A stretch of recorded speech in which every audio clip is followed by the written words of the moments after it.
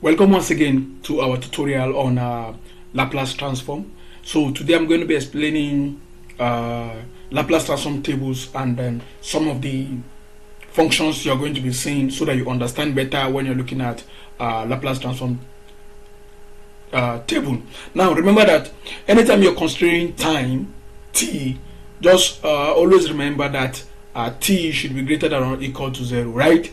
So this from our previous lessons, we have known that to transform a function from the time domain to the frequency domain, we can use this formula over here. We are taking the integral from 0 to infinity, then f of t, then multiplying exponential minus s dt. So this is going to give you f of s, right? This is the initial one we have done before now. Now, technically, there are more you'll be seeing on the transform table that says that when you have f plus g of a function, remember these functions are all function of g, of a function of t, right? So this is the same thing as taking the transform separately, right? Then g of s, right? This is the same thing. This function, they are all in respect to t, which means this function f is of t plus this function g of t, right? So if you are taking the transform of these two functions, you can take them individually. Now for any element alpha with a function where alpha is an element of the real number, right? So it's the same thing as saying take out that constant, multiplying it by the transform of that particular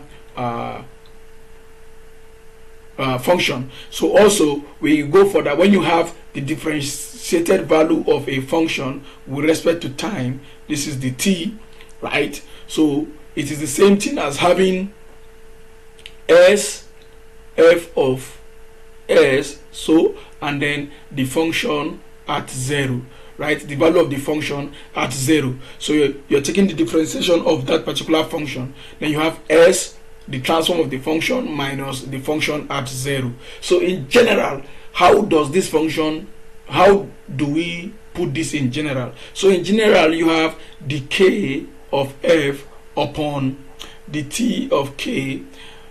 This should give you in general s raised to power k f of s minus s raised to power k minus 1, then f of 0 minus, we continue increasing the powers here, then we have s k minus 2, right? You see this, the sequence.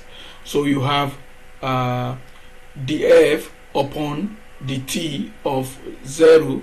You can see the power of t here have started also going down. So similarly, this will take us until you get d of k minus 1 of f of 0, while in the denominator you have the t raised to power k minus 1, right? So you have k minus 1 all over here, you have k minus 1 all over here in general. So for instance, if I want to get d of 2f upon dt2, which is the second derivative, right? So I will have to put k equal to 2 over here, right? So I here have s raised to power 2 of f of s, right? So minus, I'll put 2 for k over here. So 2 minus 1 is s raised to power 1 f of naught over here. So I will go all the way down, right? So here, what I'm going to get here now is s minus 2 of d of what? F of 0, right? This is upon what? D of t.